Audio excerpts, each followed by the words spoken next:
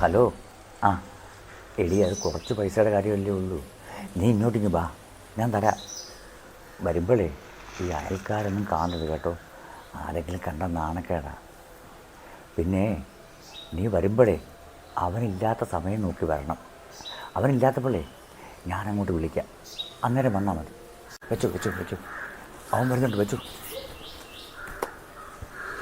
കുറച്ച് ദിവസമായിട്ട് ഞാൻ കാണുന്നുണ്ട് ഈ കൊഞ്ചലും കുഴലൊക്കെ. മറുഭാഗത്ത് പെണ്ണായിക്കറിയാം. നാണമില്ലേ? അമ്മ മരിച്ചിട്ട് 3 മാസമല്ലേ ആയുള്ളൂ.